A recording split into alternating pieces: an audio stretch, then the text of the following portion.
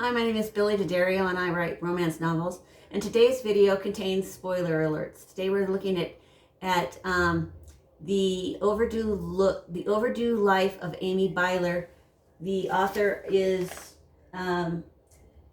Kelly Harms, and like I said, this video does contain spoilers. So if you are planning on reading that book, you might want to turn it off now.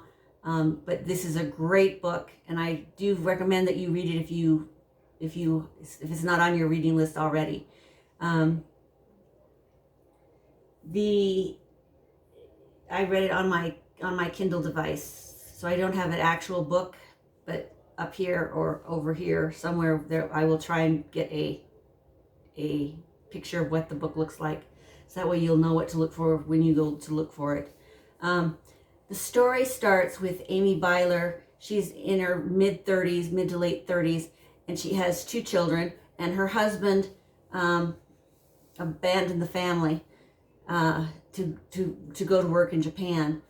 And she hasn't heard or seen anything from him in over a year, and she accidentally runs into him in a pharmacy in the small town pharmacy in Pennsylvania where she lives. And of course she immediately freaks out and tries to hide, but he susses her out and says, Amy, is that you? And of course he knew it was her.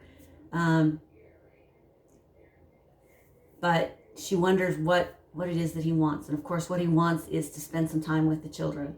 He wants to spend some time with the children alone. And she is afraid that what he really wants is to take the children away from her.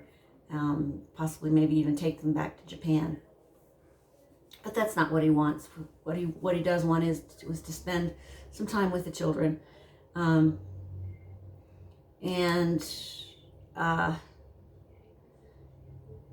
So he arranges to have the children for a long weekend.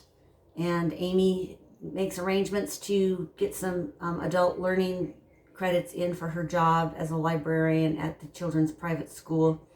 And so she and her best friend make arrangements. She goes off for the best friend to take care of the dog over the long weekend while her husband has the children. And she goes to New York. She believes it's just going to be for a few days, but it turns out that no, it's going to be for a longer period of time. She has a friend in New York who is the managing editor of a magazine, and she agrees to have a photo shoot done and have this big article written about her, a makeover, and what it's like to be in your mid-30s and get a second chance at life and all of that. And so that's what happens. She gets this big makeover, but then she chickens out. She says no, she's not going to do the dating part of her deal. She's going to go home. And just then she discovers that her family doesn't want her to come home. Her family wants to do the whole summer at their dad's. And so Amy says, I guess I'll go ahead and just stay here, because her friend, who's the managing editor, has to go south, go to North Carolina, that she has to go to. She has to go to North Carolina for meetings in North Carolina to get the southern aspect of for the magazine.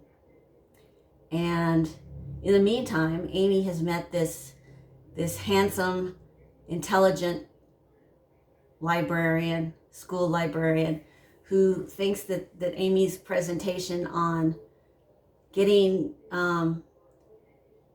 troubled readers to choose their own books and get them interested in reading through choosing their own books, choosing their own grade level, is a great way to get children into reading more and higher level reading if they could choose their own books.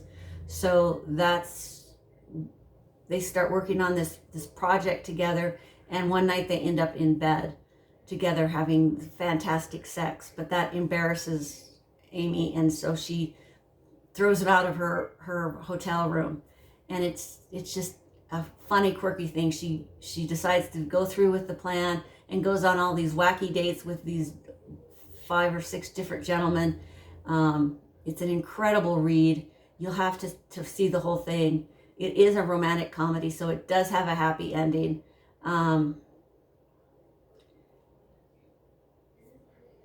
You know,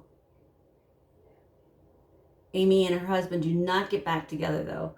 So that is something you'll need to, that's a spoiler alert right there.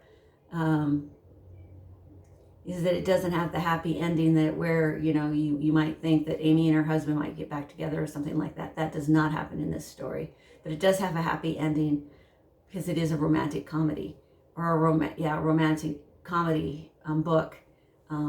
But it's a joy to read, an absolute joy to read. And I do hope that you'll take the time to read it. And the first line is a great hook, because that there is exactly what Amy Byler is all about. She takes things way too far. She is a big nerd, a big book nerd, a big nerd for her family. It's just a great read. Thanks. If you have any questions about this or any other books, don't hesitate to, or any of the other books that we've discussed so far, don't hesitate to leave it in the comments box. Thanks, and happy writing.